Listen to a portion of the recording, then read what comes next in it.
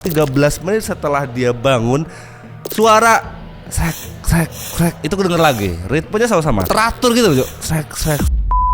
Gue selalu percaya yang namanya ada rupa, ada harga, ada rupa gitu ya. Kalau ada sesuatu yang harganya di bawah rata-rata, harusnya kita skeptis nih. Kenapa nih, kenapa bisa murah gitu. Itulah yang dialami sama Dimas Prasetyo. Dimas ini maba, mahasiswa baru yang ada di kota Bandung. Kayak yang gue bilang di awal tadi, dapatlah si Dimas ini kosan murah 400.000 per bulan, udah termasuk listrik dan juga air. Bener-bener harga yang gak masuk akal di tahun itu 2018. Dan bener aja dari hari pertama Dimas tinggal di kosan itu sampai akhirnya dicabut dari kosan itu, dia gak pernah yang namanya tidur nyenyak. Setiap malam selalu ada aja gangguannya. Dan dia yakin betul nih, satu gangguan suara aneh guys. Jadi tiap malam tuh kayak ada suara orang nyapu gitu loh. Dia yakin betul kalau suara itu selalu ada di samping tempat tidur dia. Kira-kira ada apa tempat tidur dia? Emang gue diomelin lagi sama dia orang nih. Kayak cemilan dulu nasi padang banget. Ya udah, siapin makanan dan juga kopi. Kita mulai. Sini gue ceritain.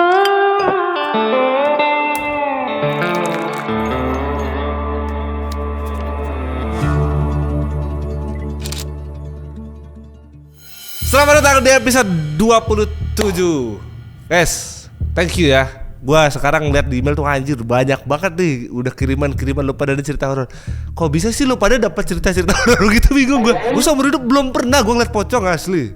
Kok ada aja hari-hari dapat cerita begituan. Nah, September 2018 di salah satu tempat di kota Bandung ada bangunan tua Bandung. Bangunan tua Bandung tuh biasanya bangunan-bangunan Belanda gitu ya. Ya mungkin ini bangunan warlock sana tapi semi-semi Belanda gitu, klasik-klasik gitulah.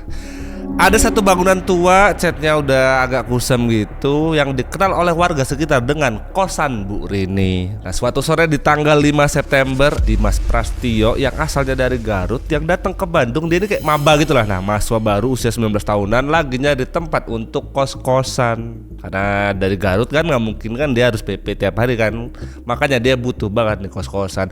Ketemulah sama kosannya Bu Rini tadi. Nah, keterimanya si Dimas ini di salah satu kampus di Bandung ini. Dia berangkat dalam kondisi uangnya pas-pasan banget, ngepres banget. Jadi sebisa mungkin kayak mana caranya gue bisa dapat kos-kosan murah.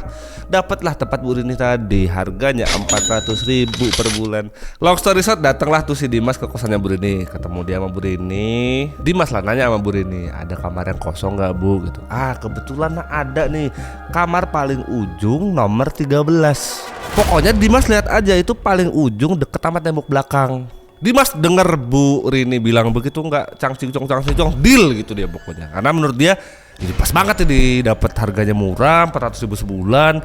Karena menurut Dimas selain harganya affordable itu juga udah sepakat sama air sama listrik gitu loh. Jadi kayak nemu jackpot aja dia. Ini kamar itu udah ada kasurnya, udah ada colokan segala macam. Aman lah pokoknya mah.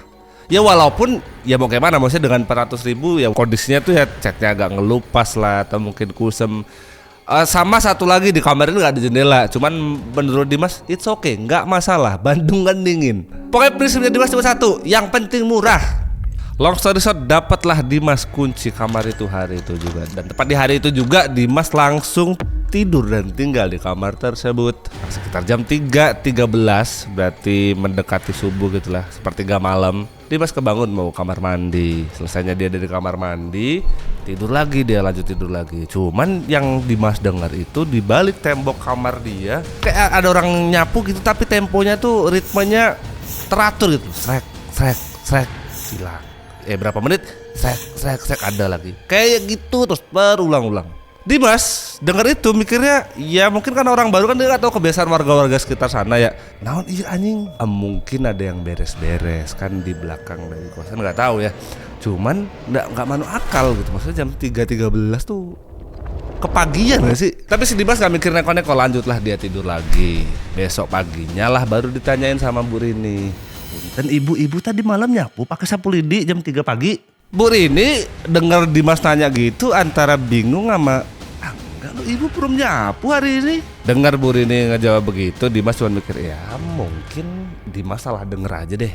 Nggak mau dipikir ribet-ribet lah pokoknya sama dia. Mikir yang serem-serem enggak. Pokoknya nggak ada nih pikiran serem-serem. Soalnya udah gua bayar setahun nih. Rugi kalau ada apa-apa. Gitu. Yang ada di kepala Dimas begitu pokoknya. Nah, masalahnya gini Der, bukan cuma di malam pertama aja si Dimas ini dengar suara orang nyapu dengan ritme yang pas gitu kayak tadi. Di malam kedua Dimas juga dengar itu lagi dan selalu sama di jam 3.13. Malam kedua ini yang tadinya Dimas gak mau kepikiran, dia cuma penasaran aja, nih sumber suara dari mana sih, apa belakang tembok, apa depan. Tiap dibuka pintu sama dia nggak ada juga jam segitu siapa yang nyapu di area kosan dia. Di hari kedua ini sepanjang dari kampus lah, lagi di kantin, lagi ngapain, nggak mau dipikirin tapi kepikiran terus gitu. Maksudnya nggak secara kebetulan juga loh ini 2 malam. Karena penasaran besoknya nih sama Dimas, oh ya udahlah aku nih mau ngeset alarm HP jam 3 pagi. Aku perhatiin dari kemarin ini selalu jam 3.13 kan. Aku set alarm jam 3, pokoknya nanti biar aku bangun jam 3 bakal aku rekam nih. Kalau story shot sebangunnya dia jam 3 pagi itu dia udah siapin tuh HP. Pokoknya bakal aku rekam nih malam ini. Jadi nanti kalau gue nanya atau nanya siapapun, gue bisa ngasih tahu nih buktinya. Bener aja, gak butuh waktu yang lama. 13 menit setelah dia bangun, suara srek itu kedenger lagi. Ritmenya sama-sama teratur gitu loh. Srek berhenti 30 detik kan ada lagi. Tapi cuma 3 kali. Setelah 3 kali berhenti, gak ada lagi.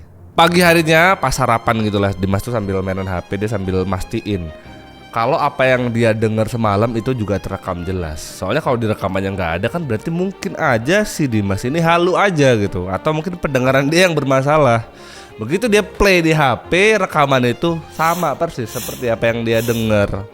Nggak ada bedanya sama sekali. Tapi kali ini Dimas mulai perhatiin gitu loh, sumber suaranya dari mana gitu. Dari rekamannya, dari apa yang dia dengar secara langsung. Dia yakin bener nih kalau suaranya itu di balik tembok deket sama kasur tempat tidur dia. Setelah kejadian itu tiap malam kan kejadian terus gitu ya. Dimas nih mulai nyatet waktunya selalu sama soalnya 3.13. Gak pernah lebih cepet, gak pernah juga telat. Yang bikin Dimas ngerasa aneh, tadi kan Dimas sudah yakin banget kalau suara itu ada di balik tembok deket sama tempat tidur dia kan, deket kasur dia. Tiap dia pagi mau berangkat ke kampus pakai sepatu gitu ya, dia selalu nengok di arah bagian suara itu yang berarti ada di tepat bawah kasur dia, deket tembok itu. Di bawah kasur Dimas itu selalu lebih bersih daripada bagian-bagian yang lain. Padahal Dimas tuh gak pernah ngebersihin bagian sana. Logika guys, maksudnya daerah bagian bawah kasur itu tempat yang termasuk jarang kita jamah tiap hari. Mungkin sapu tapi seminggu sekali lah. Lebih sering kotor. Nah tempat Dimas ini bersih tiap hari. Terus di tembok yang ada menurut Dimas tuh suaranya dari sana ini ada retakan baru aja tiap hari. Gara-gara kejadian itu si Dimas tiap malam yang tadinya tenang, nih udah gue beres tahun kan, sekarang mulai kepikiran. Tiap malam dia nggak bisa ketiduran lagi. Dia selalu kepikiran, ini kalau gue tidur pasti jam 3 nanti gue melek lagi dan dengar suara yang sama lagi tiap hari. Dia penasaran sebenarnya di balik tembok kamar 13 ini, di sebelah tempat tidur dia ini ada apa. Hari selanjutnya karena si Dimas ini kebiasaan tidurnya malam gitu, karena dia kan penasaran terus tau sama jam 3.13 tadi. Gara-gara aktivitas itu bikin si Dimas ini kurang tidur. Di kampus saya ditanya dia sama kawan-kawannya, naon Dim, mata mana ngapa sayu gitu? Ditanya begitu Dimas lah cengar-cengir, nggak apa-apa tuh cuman kurang tidur aja. Di tanggal 10 September sama lagi nih. Sekarang bukan memang sengaja di alarm sama Dimas, emang penasaran dan emang ditunggu aja sama dia. Ditunggulah sampai di jam 3.13 lagi. Malam ini dia benar-benar penasaran. Gue yakin banget di balik tembok ini pasti ada orang nih. Gak mungkin gak, karena ini tiap malam kejadian. Malam itu kayak mana bang? Ya sama, dia ketemu dengan suara itu lagi. Ritmenya sama, hilangnya di ritme yang sama. Besok paginya nanya lah dia ke penghuni kosan sebelahnya. Dan nanya ke kamar 8. Di kamar 8 ini ada si Rapi. Rapi ini abang-abangan sono lah. Dia emang mahasiswa semester akhir lah di kosan itu. Si Dimas lah nanya sama si Rapi, punten kamar 13 ini udah lama kosong ya? Si Rapi ditanya sama Dimas begitu, kaget dan diem bentar. Iya Dim, itu udah lama kosong. Dulu pernah ada yang tinggal di sana, tapi gak lama, bentar banget terus habis itu cabut. Oh gitu, berarti emang banyak yang gak betah di kamar itu ya? Gitu yang ditanya nama si Dimas. Iya Dim, alasannya sih katanya dengar suara-suara yang aneh gitu tiap di jam-jam malam. Tapi tenang aja Dim, gak cuma di kamar itu aja kok, kita juga pada dengar. Setiap tanggal 13 kita selalu dengar orang nyapu. Si Dimas dengar si Rapi ngejawab begitu, kaget dia. Nah bener ini mah gak cuma aku doang nih yang dengar gitu. Karena penasaran diceltukin lah sama si Dimas nih. Di jam 3.13 juga, Iya bener, di jam 3.13 ya, mendekati subuh gitu lah, Dim. Tapi tenang aja, semua penghuni sini juga denger kok tiap tanggal 13. Kok tanggal 13? Pasan aku nih dengerin setiap hari jam 3.13. Enggak tiap tanggal 13, sebulan sekali gini. Itu yang dirasain sama si Dimas tuh bingung. Kenapa penghuni lain cuma denger sebulan sekali, gua tiap malam. Tengah-tengah Dimas lagi diem gitu sambil mikirin begitu kayak barusan, si Rapi ini nyeletuk gini, kamar 13 itu dulunya nggak ada, Dim.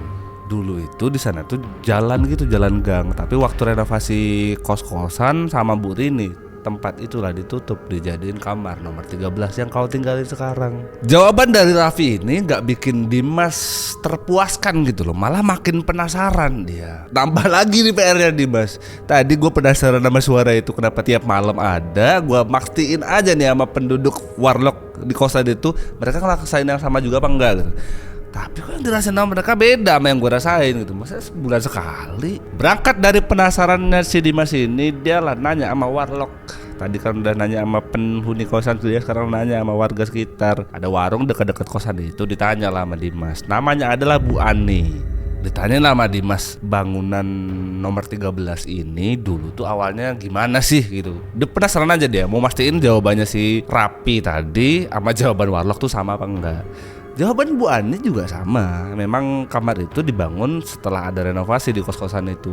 Tapi ada satu cerita yang gak diceritain sama si Rapi tadi. Bu Ani lah cerita sama si Dimas. Dulu nak waktu pembangunan kos ini, ada yang ngilang di daerah belakang kosan. Beberapa orang sih ngeliat, katanya dia jatuh ke gorong-gorong. Terus waktu itu lagi hujan lebat dan banjir. Jadi sampai sekarang mayatnya belum ketemu, nak. Makin penasaran dan makin kepikiran lagi Dimas. Bu Ani ini bilang ada orang meninggal hilang di sekitaran sana. Tukang sapu yang ku dengerin tiap malam suara orang nyapu. Makin campur aduk lah pikiran Dimas. Dimas semakin yakin kalau ini bukan cuman kebetulan aja nih. Dan waktu malam harinya lagi dan lagi Dimas dengar suara yang sama di waktu yang sama, jam 3.13. Bedanya malam ini suara hari ini makin keras anjir.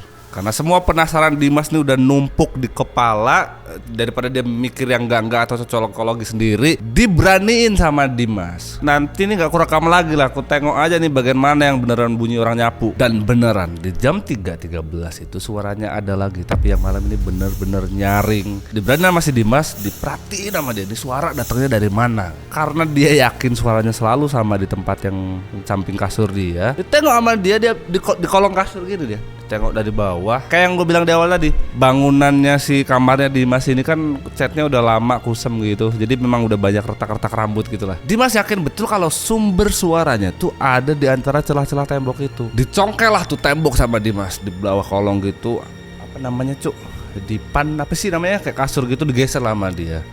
Tembok itu yang ada garis rambut itu dicongkel sama dia plasterannya, congkel sama dia. Waktu dia congkel tuh bahkan suaranya makin kencang tuh. Congkelin terus sama dia dan bener aja yang dia dapetin tas. Ada yang lihat ada potongan sapu gitu loh.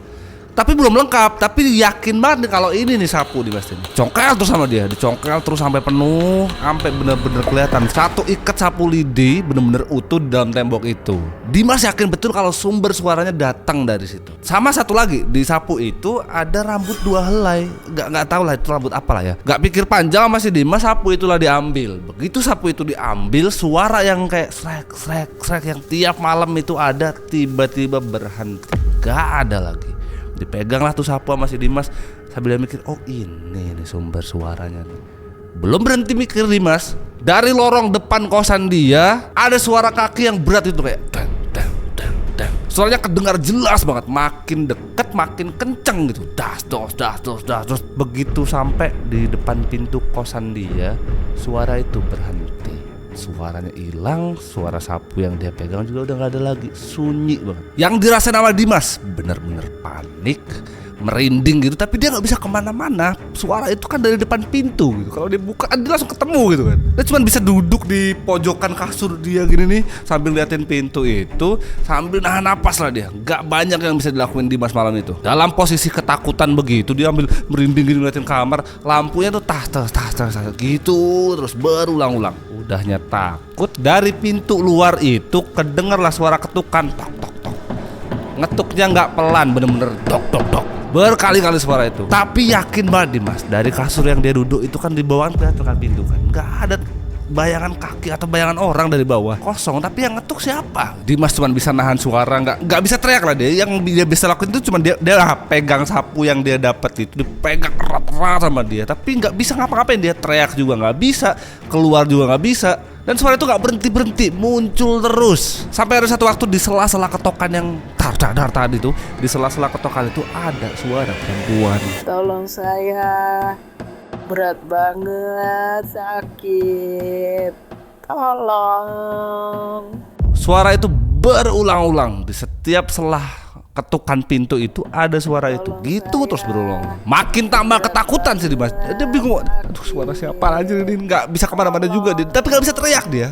Cuman duduk gitu kebetulan aja. Begitu terus yang bisa dia lakuin tuh sampai jam 4.30, sekitar setengah 5 lah. Dengarlah suara azan. Pas suara azan itu berkumandang gitu, semua masalah gangguan suara dan segala macam tadi benar-benar langsung hilang. Pagi harinya Dimas lah buru-buru, berbekal sapu yang dia temuin di tembok itu, buru-buru lah dia ngetok ke rumah pintunya Bu Rini. Bawa tuh sapu yang ditemuin sama si Dimas, ditanyain sama Bu Rini, kamu kenapa nak? Gak pakai lama sama Dimas ditunjukin lah apa yang udah dia temukan di tembok kamarnya itu. Ditunjukin sapu itu sama Bu Rini. Ngelihat sapu itu, Bu Rini tuh diem tapi mukanya kayak was-was, kayak ada sesuatu yang ditutupin gitu loh. Bu Rini cuma ngomong, itu sapu siapa Dimas? Ngapain kamu bawa-bawa ke sini? Bu Rini nanya begitu, tapi nanyanya nadanya sambil terbata-bata gitu loh. Si Dimas mulai ngejelasin semua yang dialami sama dia tiap malam itu sampai dia ketemu sapu ini, semua yang diceritain sama Bu Rini. Bu Rini cuma ngejawab, cok kamu. Coba tanya teman-teman kamu di kamar-kamar yang lain, nggak pernah ada yang ngalamin begini-beginian. Ibu juga nggak tahu ini sapu punya siapa. Buang aja kalau emang bukan punya kamu Dimas. Tapi Dimas nemu ini di kamar kosan ibu, di tembok kamar Dimas Bu. Udah saya sibuk, saya mau pergi dulu. Gitu yang dijawab sama Bu Rini. Dimas yang rasa nggak terpuaskan, nggak dapet jawaban apapun dari Bu Rini, bu kos dia ini, baliklah dia ke kamarnya. Bingung dia di kamarnya. Ini aku nih pengen cabut aja hari ini, tapi kayak mana semua biaya kosan ini dalam setahun ke depan tuh udah aku bayar semua. Sayang aja kalau aku tinggal gitu. Lagi juga gak ada duit lagi nih. Belum lagi setiap si Dimas ini ngelihat sapu yang habis dia bawa ke Bu Rini tadi, ditaruh kan sama dia kan di kamarnya. Setiap dia tengok tuh sapu tuh dia ngerasa nggak tenang, was-was, gelisah, kayak ada sesuatu yang salah. Tapi apa Dimas juga nggak tahu. Malam harinya sampai di jam 3.13 Dimas nggak bisa tidur, dia kepikiran. Terus dia khawatir kalau suara dan juga apa yang kejadian tadi malam itu akan terulang malam ini lagi. Bahkan malam ini dia nggak berani tidur di atas kasur. Dia tidur tuh cuman dudukan di bawah, duduk di bawah gitu sambil perhatiin tembok yang udah dibobol itu. Sama dia pegangin sapu yang dia dapat itu pegangin sambil perhatiin tembok itu aja. Tapi gelisah aja bawanya malam itu. Dan bener aja sampai di waktu jam 3.13 itu nggak kedengar lagi suara yang sapu yang srek tuh nggak kedengar lagi. Semakin yakin Dimas kalau sumber suara itu datang dari sapu yang dia pegang. Udahlah nih bener nih sumber suaranya dari sini nih. Dia lah kepikiran untuk masukin sapu itu lagi ke tempat semula lagi. Dibalikin lagi tuh ke tempat plesteran yang udah dibobol sama dia. Dibalikin sambil dia bilang, maaf bang gak ganggu, aku cuma pengen hidup tenang, ini aku balikin lagi ya. Gitu yang diucapin sama dia. Pas dimasukin tuh sapu ke bobolan plester itu, suasana kamar Dimas malam itu bener-bener hening, sepi banget, tapi dingin banget. Tapi untunglah karena Dimas yang dikhawatirin suara itu nggak ada, tidur lah dia setelah itu. Belum sempet sampai tidur nyenyak, yang dikhawatirkan sama Dimas terulang lagi. Pintunya ada yang gedor lagi, tak tak tak tak. Itu di sela-sela itu ada suara, tapi suara malam ini beda sama suara yang sebelum-sebelumnya. Maaf, aku ada di sini. Aku nggak bisa kemana-mana. Suara itu bener-bener berulang-ulang tuh, kalimatnya diulang terus ketukannya sama kayak sebelumnya. Makin takut dia cuma tutupan nama selimut gini, merinding nggak bisa ngapain dia. Sampai jam 4 pagi semua suara itu sama kayak sebelumnya, hilang aja semuanya. Barulah setelah itu Dimas bisa tidur. Karena ngerasa udahlah aku nih udah bingung, udah pasrah aku nih mau kayak mana juga pasti akan begini lagi. Dimas akhirnya lah memberanikan diri untuk telepon kedua orang tuanya. Diceritain semua yang dia kejadian selama dialami di kosan itu, diceritain sama bapaknya. Dia nekat cerita karena mau nggak mau Dimas dia harus minta ongkos lagi nih buat cari kosan baru. Kalau nggak begitu dia nggak bakalan pindah tuh dari tempat itu. Nekat dia akhirnya ngomong sama bapaknya. Ceritain semua runtutannya sedetail mungkin sama bapaknya. Kebetulan bapaknya Dimas ini orang ngerti gitulah. Setelah semuanya diceritain sama si Dimas, bapaknya lah ngejawab, dia ada di tembok, ibu kos kamu yang salah. Dimas yang ngerasa nggak ngerti sama apa yang dimaksud sama bapaknya. Dia nanya sama bapaknya, maksudnya gimana pak? Kamu coba ngomong sama ibu kosmu, pernah ngelakuin apa dia? Pokoknya segera diselesain masalahnya, jangan ditutup-tutupin. Selesai tutup telepon itu, karena rasa Dimas ini sudah dapat izin dari orang tuanya untuk pindah kosan, udah dapat uang lagi nih buat pindah dan nyari kosan baru. Sore harinya di hari yang sama datanglah dia ke rumahnya Bu Rini. Dia mau pamitan, mau pindah dari kosan dia, kamar 13. Bu Rini kan nengok itu langsung nanya deh, kamu mau kemana Dim? Kan belum lama tinggal di sini. Ini udah kamu bayar 1 tahun full loh. Apa nggak sayang? Gitu yang diucapin sama Bu Rini. Dimas ditanya begitu sama Bu Rini kan udah kesel gitu. Diem aja dia ditanya mulu sama Bu Rini, kesel dijawab sama dia. Di balik tembok itu ada siapa Bu?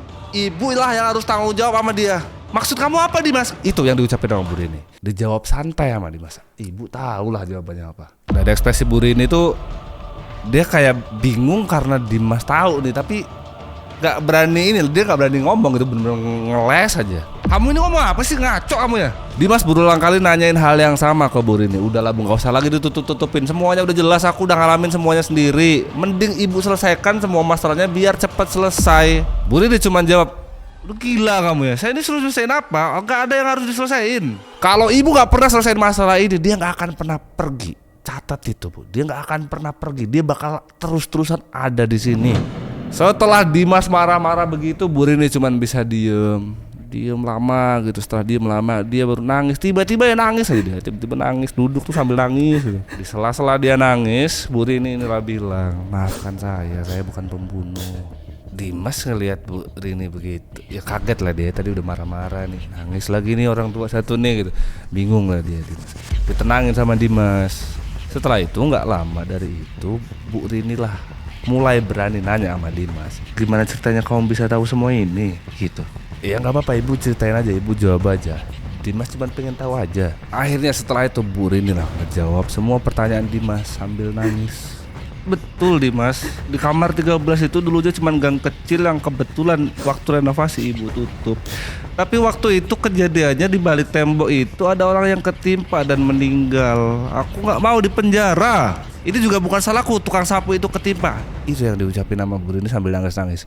Jadi ternyata si tukang sapu yang meninggal ketimpa tembok itu sama Bu Rini lah disumputin jenazahnya tuh di tembok, dimasukin ke tembok. Makanya si Dimas ini dapat sapu yang ada di tembok itu.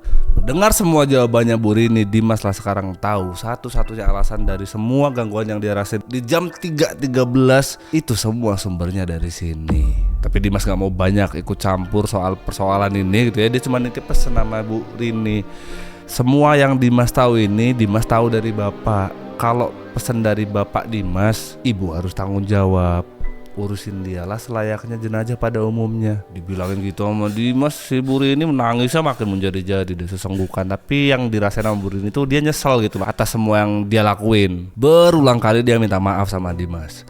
Setelah itu berpamitlah Dimas untuk pindah nyari tempat baru keluar dari kosan itu. Sebelum Dimas pergi, Bu Rini juga janji dan bilang sama Dimas, setelah ini bangunan kosan ini ibu robohin aja. Ibu juga janji kalau jenazah yang ada di tembok itu bakal ibu kebumikan layaknya jenazah pada umumnya. Dan setelah ini Bu Rini lah menyerahkan diri ke kantor polisi. Dia mempertanggungjawabkan apa yang sudah dia perbuat. Gitu cerita dari kosan nomor 13. Gitu ya teman-teman. Jujur gue tuh salah satu yang gak terlalu percaya sama horor-hororan gitu ya. Tapi horor tuh menarik gitu loh buat diceritain gitu. Kok ada ya masalah begini gitu, kok ada ya cerita-cerita begini gitu. Pokoknya mah tetap kayak biasa Bapak Rizal mah kagak usah repot-repot. Jangan lupa main di atas, sholat tuh men.